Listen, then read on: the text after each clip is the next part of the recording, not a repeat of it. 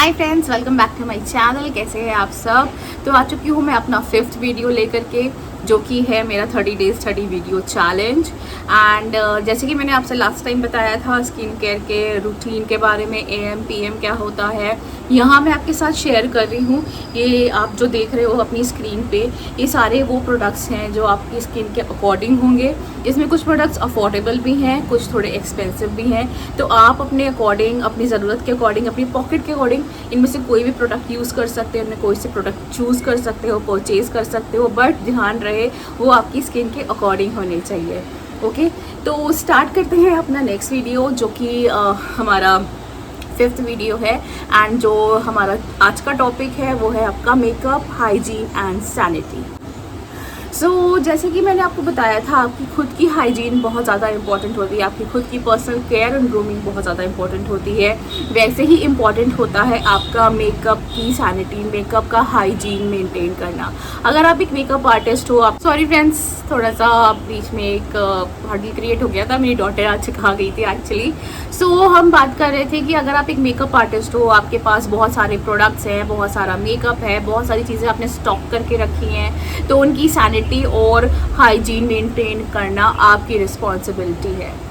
तो हम हाइजीन और सैनिटी कैसे मेंटेन करेंगे। हमारे पास बहुत सारे प्रोडक्ट्स हैं, ब्रशेस हैं, बहुत सारा मैंने मेकअप स्टॉक करके रखा हुआ है। तो सबसे पहली चीज़ अगर आपको चेक करनी है अपना मेकअप वैनिटी तैयार करने से पहले, अपने क्लाइंट के ऊपर मेकअप करने से पहले, उसकी एक्सपायरी डेट। अगर आपने एक्सपायरी डेट नहीं चेक करी है, आपने ऐसा प्रोडक्ट लगा दिया जो कि एक्सपायर हो चुका था एंड जो कि एक्सपायर होने वाला है एक्चुअली अपने क्लाइंट को, और उसकी स्किन में कोई प्रॉब्लम क्रिएट हो गई, कोई मान लीजिए सेंसिटिव स्किन वाले हैं, उनकी स्किन पे अगर आप कोई भी एक्सपायर्ड प्रोडक्ट लगा दोगे, कोई भी ऐसा प्रोडक्ट लगा दोगे जो उनकी स्किन को सूट नहीं करेगा, तो वो उनकी स्किन में प्रॉब्लम क्रिएट कर देगा और वो रोते गाते आपके पास आ जाएंगे। रोते गाते तो मैं नहीं बोलूँगी, उनका कंसर्न भी जायज़ है, बिकॉज अगर उनकी स्किन पे कोई प्रॉब्लम हो रही है जो कि मेकअप कराने के बाद आई है, तो ऑफकोर्स वो आपको ही ब्लेम करेंगे, आपको ही बोलेंगे आकर के। तो ये आपकी रिस्पॉन्सिबिलिटी बनती है कि आप मेकअप करने से पहले, अपने प्रोडक्ट्स यूज़ करने से पहले उसकी एक्सपायरी डेट ज़रूर चेक कर लें। अगर आपने एक्सपायरी डेट नहीं चेक करी है, क्लाइंट को मेकअप कर दिया है, तो 100% प्रॉब्लम क्रिएट होंगी। एंड आप एक्सपायरी प्रोडक्ट्स यार रखने की ज़रूरत नहीं है आपको। अगर आपके प्रोडक्ट्स काफ़ी यूज़ हो चुके हैं, थोड़े से ही बाकी हैं और वो एक्सपायर्ड हैं, तो मेरा सजेशन यही रहेगा कि आप उन्हें साइड रख दो, फेंक दो, मत यूज़ करो। क्योंकि आप अपने क्लाइंट के साथ अपना गुडविल कैसे बनाओगे अगर आप एक ऐसा प्रोडक्ट यूज़ करोगे जो बिल्कुल डेड है, जो आपके क्लाइंट के फेस पे लगाने के बाद उसको बहुत सारी प्रॉब्लम्स हो सकती हैं। आप अपनी गुडविल तो नहीं ख़राब करोगे, आप अपना क्लाइंट के साथ जो रेपो है उसको तो नहीं ख़राब करोगे। तो रेपो आपको बरकरार रखना है, आपको वो प्रोडक्ट्स नहीं यूज़ करने चाहिए। दूसरी चीज़ होती है मेरे मेकअप की हाइजीन। जैसे हमारी हाइजीन इंपॉर्टेंट है, हम किसी क्लाइंट के पास जाएंगे, साफ़ सुथरे दिखने चाहिए। जैसे मैं आपके साथ अपनी पहली वीडियोस में शेयर कर चुकी हूँ कि आपका सुंदर दिखना, आपका अच्छा दिखना, आपका स्मेल गुड दिखना, फील होना बहुत इंपॉर्टेंट है। उतना ही इंपॉर्टेंट है आपका मेकअप का साफ़ सुथरा रहना। अगर आपका मेकअप साफ़ सुथरा नहीं है, आपने मेकअप लगा दिया क्लाइंट के सामने, अपना मेकअप का मतलब वैनिटी का सेटअप कर लिया, ब्रशेज़ आपके गंदे हैं, आपके आई शेडो पैलेट्स गंदे हैं, आपके फाउंडेशन में से बाहर फाउंडेशन निकल रहा है, आपके जेल लाइनर्स या बाकी के लिपस्टिक प्रोडक्ट्स वगैरह सारे गंदे हैं, या आप एक हाइजीन मेंटेन नहीं करते हो, तो आपके प्रोडक्ट्स में बैक्टीरियाज आ सकते हैं, आपके प्रोडक्ट डिकंटामिनेट हो सकते हैं, आपके प्रोडक्ट्स आपके लिए डेड साबित हो सकते हैं। एक्सपायर्ड ना भी हुए हों तब भी वो डिकंटामिनेट हो गए तो वो आपके लिए डेड है।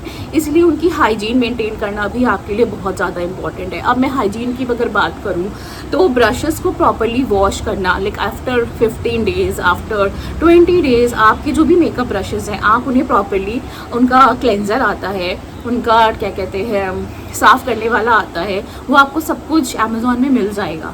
आप वो यूज़ कर सकते हो, उससे अपने ब्रशेस साफ़ कर सकते हो। मान लीजिए आपके पास एक ही ब्रश का सेट है एंड आपके पास एक दिन में 3-4 बुकिंग हैं। अब आपके पास इतना टाइम तो नहीं है कि आप घर जाओ, उसको क्लीन करो, उसको धो, उसको सुखाओ और फिर जाके दूसरा अपना मेकअप करो। एलोन का एक अल्कोहल आता है जो कि ब्रश क्लेंजर होता है, आप उसमें फटाफट अपने ब्रशेस डिप करो। एक अपने साथ अपनी वैनिटी में टॉवल ज़रूर कैरी करो, उस टॉवल में आप उसे वाइप ऑफ करो, वो तुरंत के तुरंत सूख जाते हैं एंड तुरंत के तुरंत आपके काम आ सकते हैं। जैसे कि आपके 4-5 मेकअप हैं, आपको ध्यान रखना है after every makeup you have to clean your brush either by alcohol, either by Garnier Bis Clear water, either by rubbing on wet tissues and cleansing off it on dry towel. You have to clean your brushes before doing any makeup, before starting up your makeup. तो उतना ही important है आपका sponges clean करना. अब sponges इतने महंगे नहीं आते हैं. आप चाहो तो अपनी वैनिटी में 4-5 स्पंजेस रख सकते हो. 4-5 स्पॉन्जेस रखने का बेनिफिट ये है कि आपको उसमें बार बार वॉश नहीं करना पड़ेगा, आपको उन्हें बार बार क्लीन नहीं करना पड़ेगा, और हर क्लाइंट के फेस पे आप अलग अलग स्पॉन्जेस का यूज़ कर सकते हो. तो इस तरीके से आप अपने ब्रशेस क्लीन कर सकते हो. After 15-20 days you have to wash your brushes under any circumstances. Plus sponges भी आप 15-20 दिन के बाद या हफ्ते भर के बाद अपने स्पॉन्जेस जितने भी वो गंदे हुए हों उनको आप क्लीन कर सकते हो. अगर आपके पास बहुत सारे स्पॉन्जेस हैं, क्लीन करना वैसे भी इंपॉर्टेंट है, लेकिन अगर आपके पास स्पॉन्जेस बहुत हैं तो मैं सजेस्ट करूँगी 15-20 दिन के बाद उनको भी सारे को इकट्ठा करके आप अच्छे से उनका क्लेंजर आता है, जैसे कि ब्रश क्लेंजर आता है, वही ब्रश क्लेंजर आप यूज़ कर सकते हो स्पॉन्जेस क्लीन करने में, या आप एक हैंड वॉश या फेस वॉश भी यूज़ कर सकते हो अपने स्पॉन्जेस और ब्रशेस को क्लीन करने के लिए. अब अगर हम बात करें हमारे प्रोडक्ट्स की, तो प्रोडक्ट्स को क्लीन करने का एक तरीका होता है. आप मुझसे पूछोगे अगर, तो मैं आपको एक किसी ना किसी वीडियो में ज़रूर वो शेयर करूँगी. आप मुझे बता देना कि आपको चाहिए कि मैं बताऊँ आपको कैसे आपको अपने प्रोडक्ट्स क्लीन करने हैं. कमेंट बॉक्स में मेंशन कर देना, मैं आपको वो वीडियो ज़रूर शेयर करूँगी. अदरवाइज़ आप एक wet tissue low and wait tissue से आप अपने आई शेडो के कॉर्नर्स को साफ़ करो, आप अपने लिप पैलेट्स को साफ़ करो, लिपस्टिक को साफ़ करो. अगर आपकी कोई बॉटल टूटी हुई है, कोई लिपस्टिक टूटी हुई है, of course with heavy heart we have to discard them, but we can take out their products in normal किसी भी बॉटल में, जो हमारे पास एम्प्टी बॉटल है, हम वो प्रोडक्ट्स अपने उस नॉर्मल एम्प्टी बॉटल में हम अपने रख सकते हैं, और बाकी वो हमें तो डिस्कार्ड करनी पड़ेगी. क्योंकि एज अ मेकअप आर्टिस्ट अगर मैं बात करूँ तो हम बहुत ही स्पेंड करते हैं अपनी वैनिटी बनाने में, एंड बहुत बार ऐसा होता है कि हमारी वैनिटी डैमेज हो जाती है, हमारे प्रोडक्ट्स टूट जाते हैं, हमारे प्रोडक्ट्स का नुकसान हो जाता है. तो वो नुकसान झेलने के लिए भी हमें ओपन हार्ट रखना पड़ता है. दिल तो बहुत दुखता है, क्योंकि जब 4-5 हज़ार की चीज़ों का नुकसान होता है तो बहुत दुख होता है, जिसको आपने बहुत मन से लिया होता है, अपना एक एक पाई जोड़ करके लिया होता है. बट नुकसान तो नुकसान ही है, उसकी भरपाई तो नहीं कर सकते, बट आप ये कर सकते हो कि उनका आप रिप्लेसमेंट कर सकते हो. उनको अच्छी से एक साफ़ सुथरी बॉटल में आप ट्रांसफ़र कर दो, जो भी आपकी टूटी बॉटल है उसको फेंक दो. फिर आपके जो फाउंडेशंस हैं लीक हो रहे हैं, आपको क्या करना है, सिर्फ वेट टिश्यू लेना है या फिर एक टॉवल को थोड़ा सा वेट करके उनको पूरी बॉटल को वाइप ऑफ करना है. वैसे ही आपको अपनी वैनिटी, अगर आपके पास कोई बॉक्स है, कोई सूटकेस है, कोई अटैची वगैरह है, तो आपको उसको भी क्लीन करना उतना ही इम्पॉर्टेंट है. आप अपने कोम्स क्लीन करो टाइम टू टाइम. आप 3-4 हेयर स्टाइल्स के बाद आप ट्राई करो कि आप सारे कोम्स को वॉश करो, ठीक है. Before any use, before using one comb to another person, you have to wipe off all the बाल वगैरह जो भी उसमें लगे हुए हैं, उसको एक ड्राई टिश्यू या वेट टिश्यू से की हेल्प से उसको क्लीन करो before using it to another customer. Because ये सारी चीज़ों को क्लीन करने का मकसद क्या है, सो दैट डिजीज़ ट्रांसफ़र ना हो, बैक्टीरियाज ट्रांसफ़र ना हो, डिकंटामिनेशन ना हो हमारे प्रोडक्ट्स का. हम एक प्रॉब्लमेटिक स्किन की प्रॉब्लम दूसरी स्किन पे ना ट्रांसफ़र करें.